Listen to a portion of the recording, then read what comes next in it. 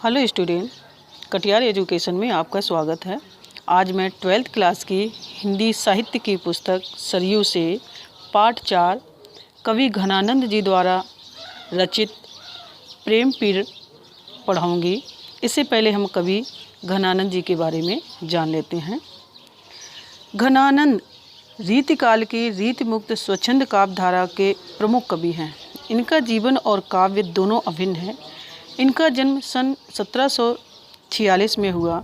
इनका संबंध राज दरबार से था। ये मोहम्मद शाह रंगीले के दरबार में प्रतिष्ठित मीर पुंसी पद पर थे। ये कवि तो थे ही साथ गायन विद्या में भी निपुण थे। ये रंगीले के कृपा पात्र थे। दरबार में सुजान नाम की एक वेश्या भी थी जिससे घनानंद प्रेम करते थे। सभी दरबारी घनानंद से ईर्ष्या करते थे। एक दिन बादशाह ने घनानंद से गाने के लिए कहा तो कवि घनानंद ने असमर्थता प्रकट की। तब दरबारियों ने कहा कि सुजान बाई को बुलाया जाए, तब घनानंद गाएंगे। घनानंद ने गायन प्रस्तुत किया, किंतु सुजान बाई की ओर उन्मुक्त होकर गायन से बादशाह मंत्र मुग्ध हो गए, किंतु अपना अपमान समझकर उन्होंने घनानंद को देश से निकाला दे दिया। घनानंद ने सुजान से साथ चलने के लिए कहा, किंतु सुजान ने मना कर दिया। इस घटना से व्यथित होकर घनानंद वृंदावन चले गए और निम्बार्क संप्रदाय में दीक्षित हो गए। कहा जाता है कि अंत में नादिर शाह के आक्रमण के समय में मथुरा में मारे गए थे, परंतु बाद के शोधों से यह सिद्ध हुआ कि अहमद शाह के द्वितीय आक्रमण के समय में मथुरा में मारे गए थे। राय कृष्णदास ने अपनी ग्रंथावली में लिखा है कि घनानंद का महाराज नागरीदास से निकटतम संबंध था।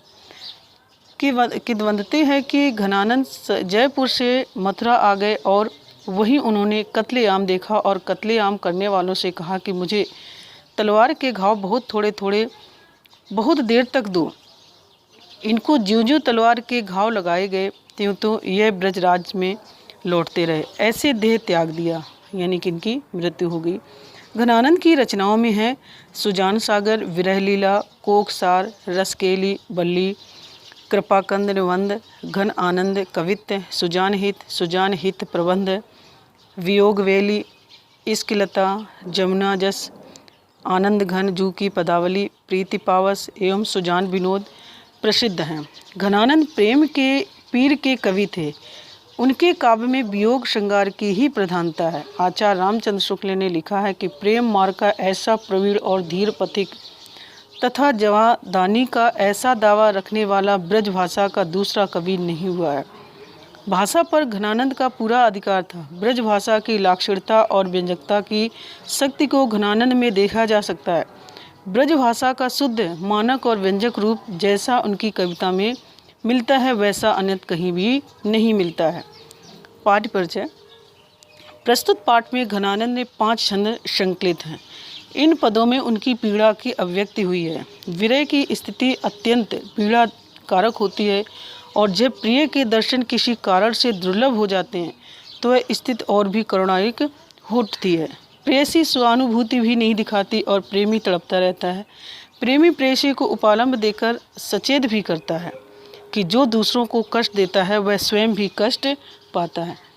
प्रेयसी प्रेमी को दर्शन नहीं देती, किंतु प्रेमी इस आशा से कि कभी तो उसका दिल पसीजेगा, उसकी निष्ठुरता को भी स्वीकार करता है। प्रेम का मार्ग सरल नहीं है, यह समर्पण चाहता है। मन ले लेना और देना छटाक भर नहीं, यह तो निरा स्वार्थ है। यानी कवि पूर्ण रूप से कहते हैं कि मन भर ले लेना और बदले में देने के लिए छटाक भर नहीं होता है, और ये सरासर गलत है। अब हम 2 छंद पढ़ते हैं। भोर ते सांझ लो कानन और निहारती, बाबरी नेक नहारती। सांझ ते भोर लो तारन ताकिबो, तारन स्यो एक तार न टारती। जो कहू भाव तो दीठ परे, घन आनंद आसुने अवसर गारती। मोहन सोहन जोहन की लागी है रहे, आँखियन के उर आरती।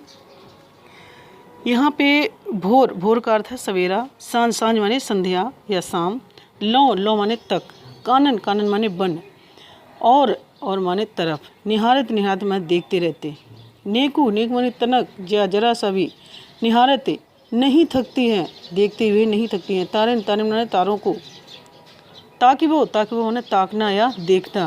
तारन तारन माने आँखों के तारे या पुतलियाँ। एक तार एक टक निरंतर देखना। न टारत नहीं हटती, जो कहूँ यदि कभी। भावतो माने प्रिय या मन को सुहाने वाला। दीठी परे माने दिखाई पड़ता। घन आनंद, यहाँ कवि घन आनंद या अत्यंत प्रसन्नता। अवसर माने अवसर। गारद माने गला देती है। सुअवसर गवा देती है। मोहन माने प्रिय यानी कृष्ण के लिए कहा गया है। शोहन माने शोभन या सुंदर या शोभा देने वाला। जोहन की माने देखने की। लगी ही रहती है। उर माने हृदय। आरत माने करुण या इच्छा या लालसा। तो यहाँ पर कवि घनानंद अपने प्रेम की पीड़ का वर्णन करते हुए कहते हैं कि वृहणी की आकुलता का सजी और मालूम वर्णन उन्होंने किया है। भोरते सांझ लो कांगनन और निहारत बावरी नेक नो हारते। कवि कहते हैं कि ये बावली वृहणी नायिका प्रातः काल से सायंकाल तक प्रिय कृष्ण की प्रतीक्षा करते हुए वन की ओर देखते हुए थकती ही नहीं है।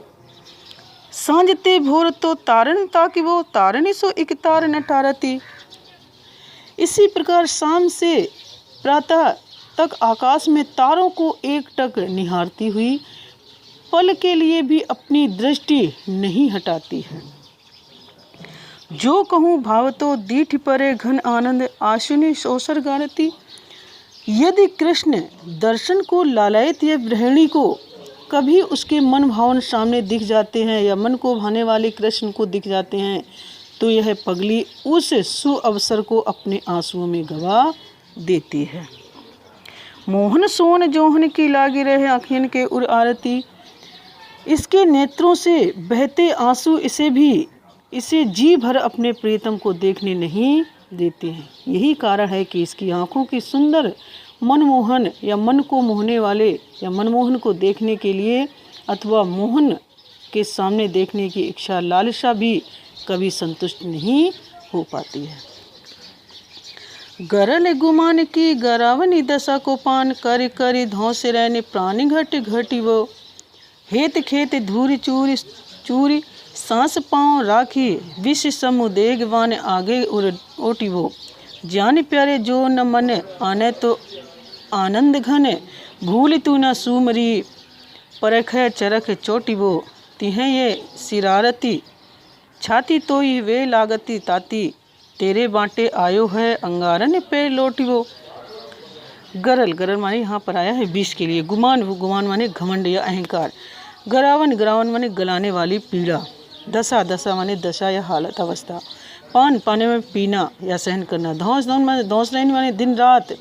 घट माने हृदय में। घोटी में माने घोटना या घुटने रहना। हेत खेत धूरी यानी प्रेम रूपणी रणभूमि। चूर अत्यंत थकी हुई। पाँव रखी पैर रखना या संघर्ष करना। विष माने समुदेगवान व्याकुल रूपी विष के क्या कहेंगे पीड़ादायनी व्याकुलता। उर ओटबो माने है हृदय या छाती के आगे करना या झेलना। जान माने सुजान के लिए कहा गया है, जो कवि की प्रेमिका है। कवि की प्रेमिका जो कहते हैं। मन आवे मन में स्थान दे या ध्यान दे। सुमर माने स्मरण का। परखें पछतावे को। चक माने नेत्र। चोटी माने आघात या चोट पहुंचाना। सिरती शीतल करती है। वे माने वह या वे। ताती माने गर्म या पीड़ादायक। बांटे माने हिस्से में। अंगारों पर। लोटिबो माने लेटना या सोना। यहाँ पर कवि अपनी वियोग जनित दशा का वर्णन कर रहे हैं कि उनकी सुजान के वियोग में उनकी क्या दशा हो गई है। गरल गुमान की गरावनी दशा को पान। कभी अपनी वियोग जनित दुर्दशा का वर्णन करते हुए कहते हैं कि उसे तो निष्ठुर प्रिय के सभी व्यवहारों को सिर झुका करके झेलना है, यानी कि सुजान के। हृदय को गला देने वाले उसके विष तुल्य गर्व को पीते हुए दिन रात अपने प्राणों को भीतर ही भीतर घोटते रहना है। हित खेत धूरी चूरी सांस पाँव राखिवे उफ ने। और ये सब कुछ झेलते हुए जरा भी वह उफ भी नहीं करेगा। इस प्रेम रूपी रणभूमि में चोटों से चूर चूर सांसों के साथ पांव जमाने रहना है और व्याकुलता रूपी विष के बाणों को भी अपनी छाती पर ही झेलना है। जान प्यारे जो न मन आने तो आनंद घन, कोई छूट भी नहीं मांगनी है। सब प्रकार से समर्पित हो जाने पर भी यदि वे प्यारे जान यानी सुजान के लिए कहा है कवि की ओर स्थान तो अभागे आनंद घन, भूल कर भी उनकी आंखों को चोट पहुंचाने वाला व्यवहार पछतावा नहीं है। यानी कि सुजान उनके साथ में जो ऐसा व्यवहार कर रही है उनको जरा भी इसमें पछतावा नहीं है। भूल तू न सुमरी परख है चख चोट हो, ये सारी बातें यदि उनके मन को ठंडक पहुंचाती हैं तो कवि के तपाते तो इससे प्राण प्रिय का कोई दोष नहीं। यानी सुजान का फिर भी वो पक्ष कर रहे हैं कि इसमें अगर वो मुझे चोट पहुंचाती है तो सुजान का इसमें कोई दोष नहीं है। कवि स्वयं कहते हैं तिन्हें ये सिरात छाती तोई में लगाताती तेरे बाटे आयो अंगारन पे लौटवो, अरे अभागे तेरे हिस्से में तो अंगारों की सेज पर सोना ही आया है, अतः मुझे वियोग की ऐसी क्रूरताएं सहन करनी ही पड़ेंगी। धन्यवाद।